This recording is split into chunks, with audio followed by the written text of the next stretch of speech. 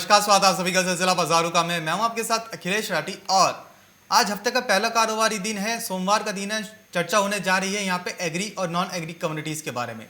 हम आपको बताएंगे कि आज हफ्ते के पहले कारोबारी दिन कौन सी कमोडिटी किस भाव पर खुली है, किस भाव पर कारोबार करती हुई नजर आ रही है और बाजार के जानकारों की उस पर क्या राय है। बाजार के जानकार किन कमोडिटीज पर कितनी मंदी तेजी आने वाले भविष्य में बता रहे हैं और अभी क्या करके चलना सही रहेगा, ये सब जानने की कोशिश करेंगे। जान लेते हैं कि आज हफ्ते के पहले कारोबारी दिन कौन सी एग्री कमोडिटी किस भाव पर खुली है, किस भाव पर कारोबार करती हुई नजर आ रही है और जानकारी की उस पर क्या राय है, जानकार आगे क्या बता रहे हैं, ये जानने की कोशिश करेंगे। तो सबसे पहले बात करेंगे यहाँ पे कैसेस सीड के मार्च वायदे की। तो आपको बता दें कि आज कैसेस सीड का मार्च वायदा 4444 के स्तर पर खुला है और इस वक्त 4480 के स्तर पर कारोबार करता हुआ नजर आ रहा है। कैसेस सीड के मार्च वायदे के अंदर इस वक्त लगभग 1.25% की तेजी देखने को मिल रही है। यहीं से बात करें अगर चने की, तो चने के मार्च वायदा हम देख रहे हैं कि आज 4751 के स्तर पर खुला है और इस वक्त 4845 के स्तर पर कारोबार करता हुआ नजर आ रहा है। और चने के मार्च वायदे के अंदर इस वक्त लगभग 2% की तेजी देखने को मिल रही है वायदा बाजार के अंदर। हमने देखा कि चना पहले 4600 के ऊपर सस्टेन होकर चल रहा था, फिर हमने 4700 का लेवल ब्रेक होते हुए देखा। अब हम देख रहे हैं कि चना 4800 के ऊपर आज हफ्ते के पहले कारोबारी दिन कारोबार करता हुआ नजर आ रहा है। लेकिन अभी कुछ एक मंडियों में चने की जो आवकें हैं वो शुरू हो गई हैं और जानकार द्वारा ऐसा बताया जा रहा है कि चने की आवक जैसे ही शुरू हो जाएगी मंडियों के अंदर, बाजारों के अंदर, तो आवकों का जो प्रेशर है, आवकों के जो दबाव है, वो चने की कीमतों पर जरूर पड़ता हुआ नजर आएगा और हम तब देखेंगे कि चने की कीमतों में एक मुनाफा वसूली बनती हुई भी नजर आएगी।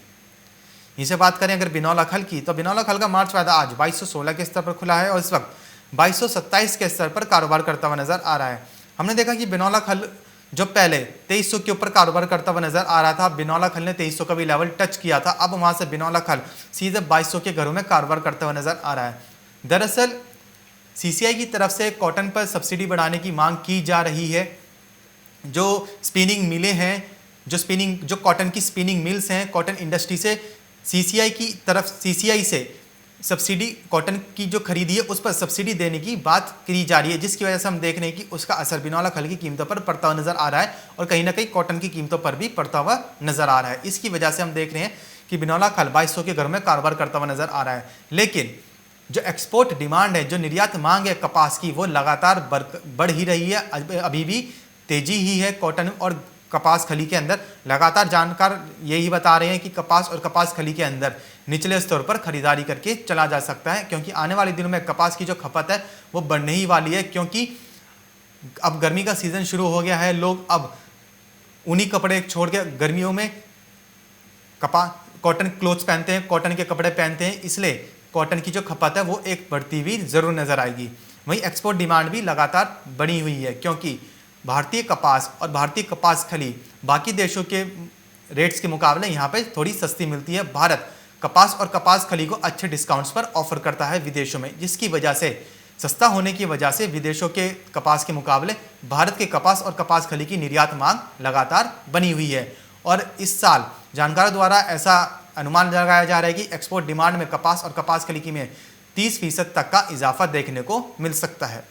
तो इसलिए हम आने वाले समय में देखेंगे कि कपास और कपास खली के अंदर एक तेजी बनती हुई नजर आएगी। यहीं से बात करें अगर धनिये की, मसालों में धनिये की, तो धनिये का अप्रैल वायदा आज 7180 के स्तर पर खुला है और इस वक्त 7320 के स्तर पर कारोबार होता हुआ नजर आ रहा है। हमने देखा कि धनिये के अंदर जानकार जो लगातार बता रहे कि धनिया 7000 के लेवल जरूर दिखलाता हुआ नजर आएगा, वो सच साबित होता हुआ नजर आया। जब धनिया 6500 के घरों में कारोबार करता हुआ नजर आ रहा था, जानकारों ने तभी बता दिया था कि आने वाले दिनों में हम धनिया की कीमतों में देखेंगे कि धनिया 7000 के ऊपर कारोबार करता हुआ नजर आएगा। वहीं हम देख रहे हैं कि इस वक्त धनिया 7320 पर कारोबार करता हुआ नजर आ रहा है और धनिया के अंदर इस वक्त 2% की तेजी अभी भी बरकरार है। धनिया की कीमतों में अभी भी तेजी देखने को मिल रही है।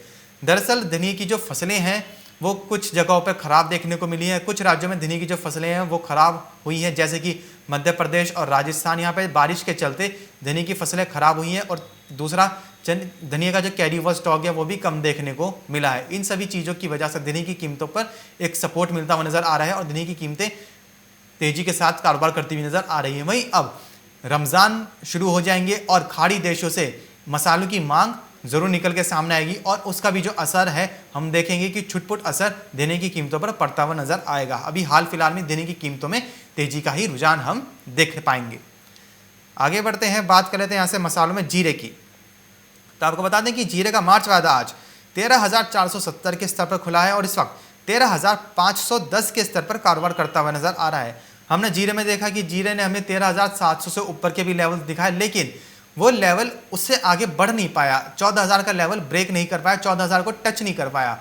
वहां से जीरा 13,400 13,500 के घरों में कारोबार करता हुआ नजर आ रहा है। दरअसल इसका एक मुख्य कारण ये भी है कि इस साल जीरे का जो उत्पादन है वो बढ़िया रहेगा, बढ़िया होने का अनुमान है। लेकिन जहाँ पे जीरे का जो उत्पादन है वो अच्छा रहने का अनुमान है, वहीं कुछ जगहों पर जीरे की जो फसलें हैं वो भी खराब होती हुई नजर आई है। जीरे की जो फसलें हैं वो बारिश के चलते प्रभावित हुई हैं, जिसकी वजह से हम देख रहे हैं कि जीरे की जो फसलें हैं उनमें भी एक कमी देखने को मिली है। और गुजरात के अंदर जीरे की जो बुवाई है वो भी काफ़ी ज़्यादा कम देखने को मिली है, जिसका असर हम जीरे की कीमतों पर पड़ता हुआ जरूर देख पाएंगे। और तीसरा फैक्टर कि जीरे की जो एक्सपोर्ट डिमांड है, जीरे की जो निर्यात मांग है वो लगातार बनी हुई है। इन सभी चीज़ों की वजह से हम देख रहे हैं कि जीरे की कीमतों में एक तेजी देखने को मिल रही है। और जानकारों द्वारा 14,000 का टारगेट भी दिया गया है कि आने वाले समय में जीरा 14,000 तक के भी लेवल्स दिखाता हुआ जरूर नजर आएगा। ये सब मसालों में बात करें अगर हल्दी की, तो हम देख रहे हैं कि आज हल्दी का अप्रैल वादा 8312 के स्तर पर खुला है और इस वक्त 8570 के स्तर पर कारोबार करता हुआ नजर आ रहा है। और हल्दी के अप्रैल वादे के अंदर इस वक्त 3.25% की तेजी देखने को मिल रही है और हल्दी इस वक्त अभी तक 8630 का भी हाई लगा चुकी है। जानकारों ने पहले ही बता दिया था कि हल्दी के अंदर आने वाले समय में 8,000 का भी लेवल बनता हुआ जरूर नजर आएगा और हमने हल्दी को 8,800 900 के घरों में भी कारोबार करते हुए देखा। अब यहाँ से नेक्स्ट लेवल जो हल्दी का दिया जा रहा है जानकारों द्वारा वो 9,000 से लेकर 9,100 200 ऐसा ही दिया जा रहा है। दरअसल हल्दी का जो स्टॉक है इस साल, हल्दी का जो कैरी ओवर स्टॉक है वो काफ़ी कम है रहे, क्योंकि बारिश से जो हल्दी की जो फसलें हैं वो खराब होती हुई ज़रूर नज़र आई हैं।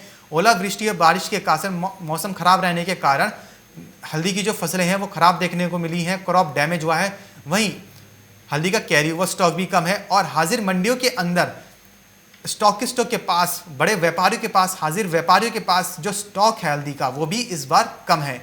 इसकी वजह से हल्दी की कीमतों पर एक सपोर्ट बनता हुआ हम देख पा रहे हैं। वहीं लॉकडाउन के दौरान कोरोना काल में लोगों ने अपनी शरीर की प्रतिरोधक क्षमता बढ़ाने के लिए यानी कि इम्यूनिटी पावर बढ़ाने के लिए हल्दी का जो सेवन है वो ज़्यादा किया है, जिससे कि उनकी इम्यूनिटी बूस्ट हो सके। हल्दी की जो खपत है वो ज़्यादा देखने को मिल रही है, घरेलू स्तर पर ही और अंतर्राष्ट्रीय स्तर पर भी। और हल्दी की जो निर्यात मांग है वो कोरोना काल में ही हमने देखी थी, एक बढ़ती हुई नजर आई थी और तभी से जानकारों ने बता दिया था कि आने वाले दिनों में हल्दी 8,000 का लेवल दिखाती हुई जरूर नजर आएगी, जो कि हम देख रहे हैं कि ब्रेक हो चुका है, अचीव हो चुका है।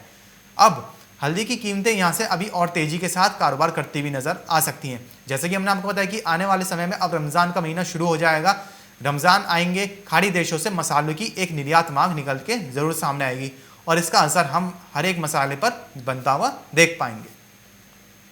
तो ये तो बात करी थी हमने मसालों की।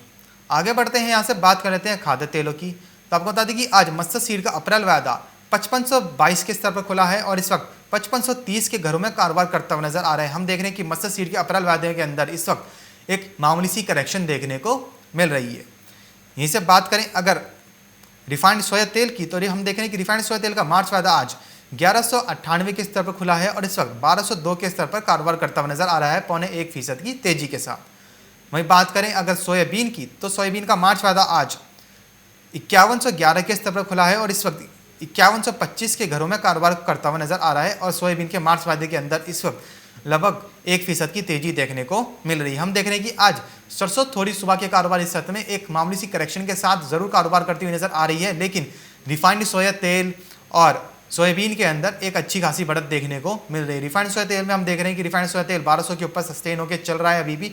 वहीं सोयाबीन में हमने बीते कारोबारी सत्र में उच्चतम स्तर भी लगते हुए देखे। सोयाबीन में हमने देखा कि सोयाबीन लाइफ टाइम हाई भी लगाता हुआ नजर आई।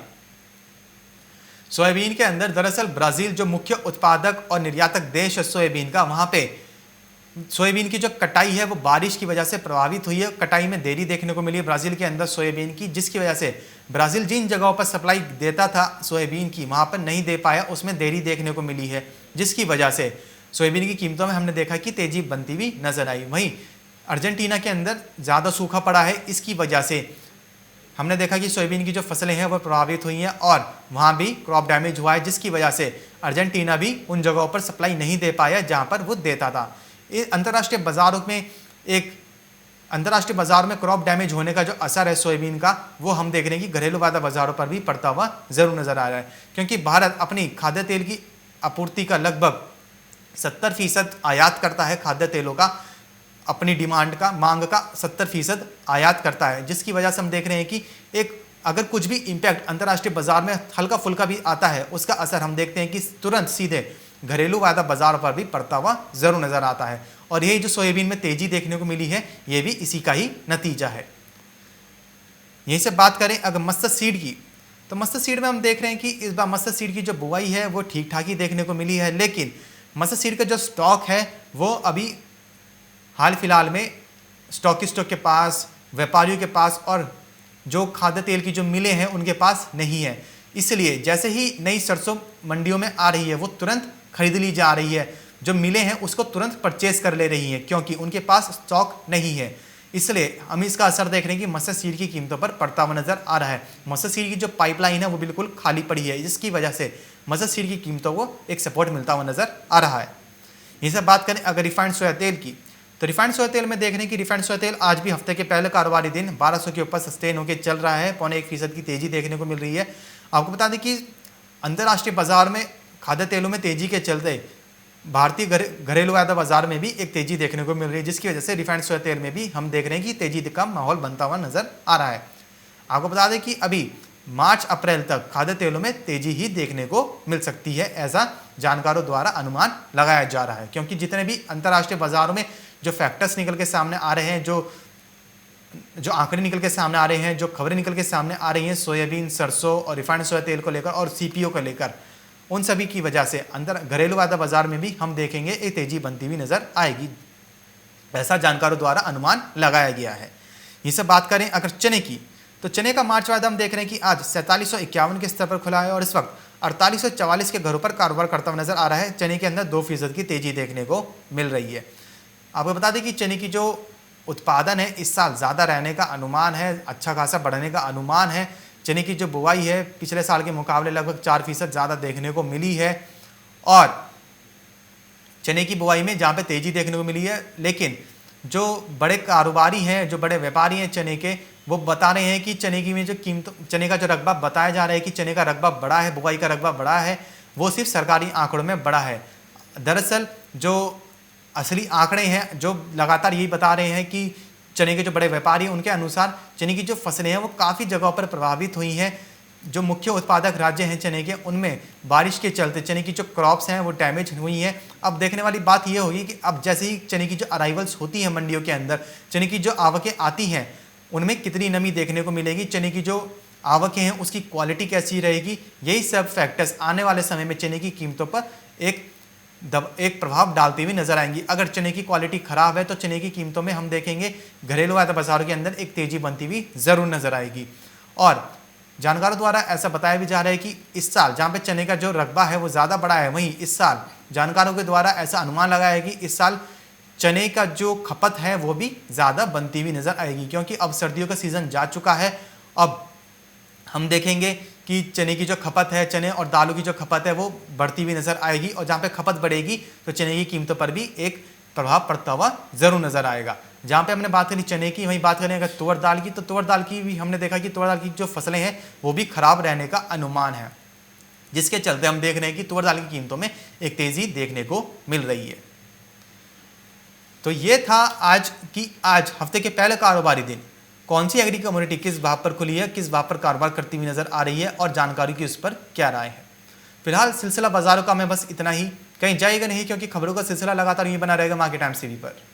मार्केट टाइम्स टीवी पर चल रहा है बूझो तो जाने क्विज कॉन्टेस्ट। अब आपके पास मौका है हर रोज इनाम जीतने का। जी हाँ, मिक्सी, ग्राइंडर, मोबाइल फोन और ना जाने क्या क्या। अगर आप मार्केट टाइम्स टीवी के सब्सक्राइबर हैं तो हर रोज आप जीत सकते हैं मार्केट टाइम्स टीवी पर आकर्षक इनाम।